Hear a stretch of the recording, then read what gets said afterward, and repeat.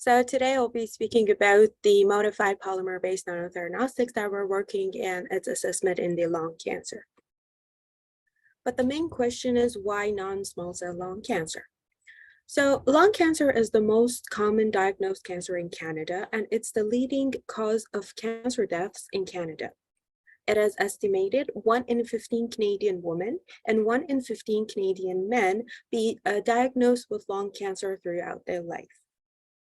This cancer has two different subtypes, small cell lung cancer and non-small cell lung cancer. In small cell lung cancers, we do have smaller sized cells and then they grow faster and spread more quickly. This type of cancer is more closely linked to smoking. So this cancer is more aggressive. The other type is non-small cell lung cancer. For this type of cancer, the tumors grow slower in comparison to the small cell lung cancer. However, this cancer is more common among different cases. The non-small cell lung cancer cases show 65 to 90% being positive for the epithelial growth factor receptors.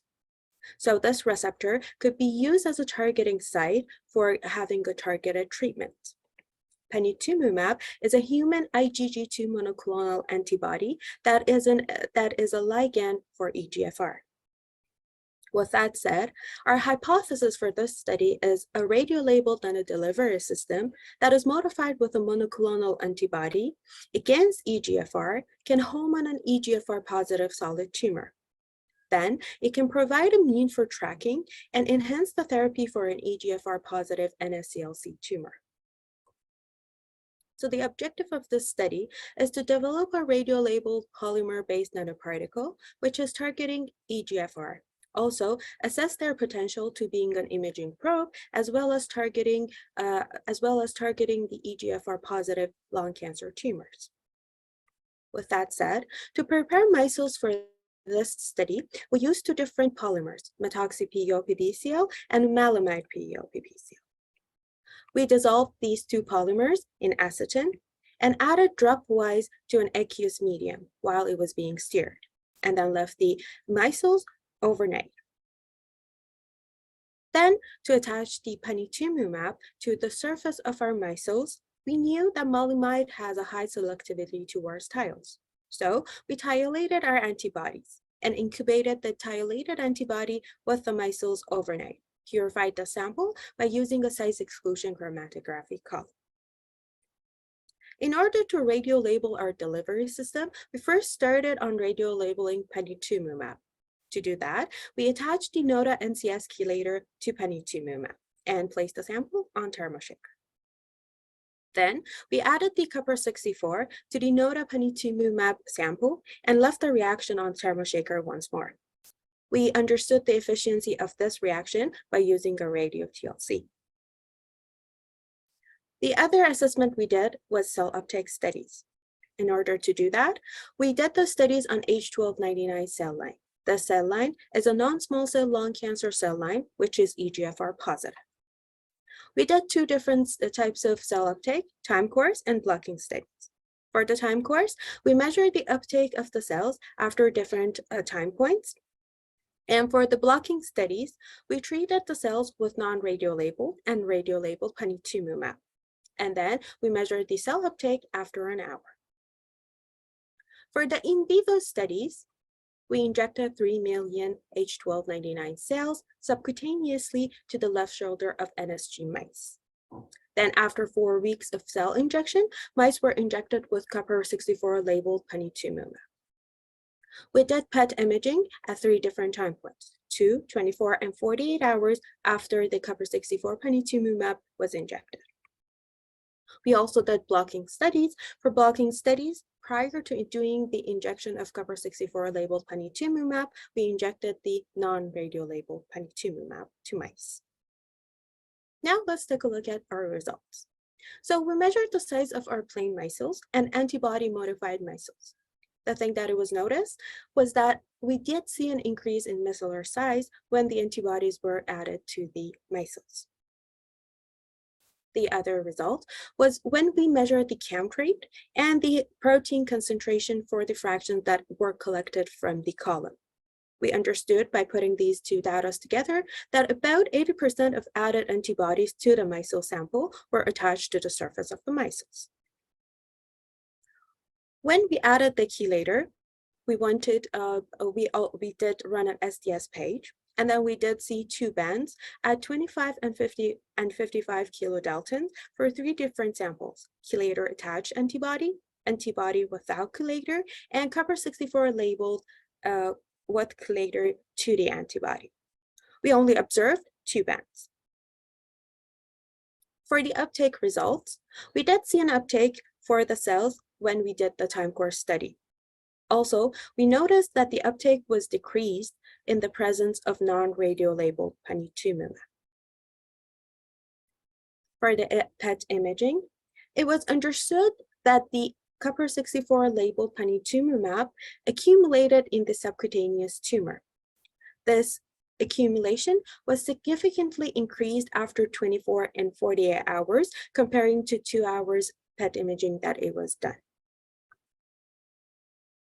In the blocking studies, it was understood that the presence of non-radiolabeled panitumumab significantly decreased the accumulation of radiolabeled panitumumab after 24 and 48 hours of injection.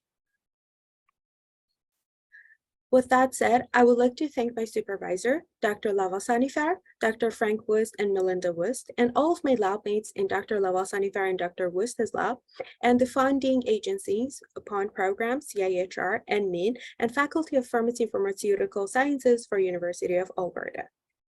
To conclude my presentation, the polymeric micelles surfaces were successfully modified with panitumumab, and panitumumab was successfully radiolabeled with copper-64. We understood that the copper-64 labeled panitumumab was uptaken by EGFR positive lung cancer cells. Also, the copper-64 labeled panitumumab homed on an EGFR positive in vivo model. For our future step, we will be assessing the copper-64 labeled panitumumab in an orthotopic mice model. Also, we'll start on radiolabeling the micelles by attaching the panitumumab to the micelles, and we will perform in vitro and vivo studies on radiolabeled micelles. With that said, thank you very much for listening to my presentation. So Nasim, why did you choose to use copper-64 in your research? Thank you, Divya, for the question. We do have a PET imaging device in University of Alberta, and we had to choose a radionucleotide that matches. And based on the study we want to do, the properties of that radionucleotide had to match the intentions that we had for the study. So we needed to choose a long half-life radionucleotide. For copper-64, that half-life is 12.7 hours, and that completely matched our intention for the study. So there's a second question also that I would like to ask. So Nasim, could you share with us the rationale for your use of SDS page, please? Sure. So the reason that we do an SDS page after the chelator attached or the radionucleotide is added to the panitumumab is to actually understand if we're having any fragments of the antibody because of the reaction conditions having effect on the antibody. So we run that test to see if there's any other extra bands. If there was any bands present, we would have understood that the conditions is affecting the antibody and it's causing to fragmentation. Thank you so much. Yes, Diana. Thank you very much, Nasim, for an excellent presentation. Lung cancer is such a terrible disease. What is the value added of this approach relative to existing therapeutics for lung cancer, or at least lung cancer management? There's not much of a cure right now for lung cancer. Thank you, Diana, for your question. So one of our objectives actually is to prepare a targeted delivery. So by this delivery system, we can target the drug to the tumors that are present in the lung. By that, I mean we're going to lower the side effects from the presence for like today's therapies that has been used. Also, when the delivery system is radiolabeled, we can actually understand where the delivery system is going. Is it doing a direct delivery to the lung tumors, or is being accumulated in other parts of the body?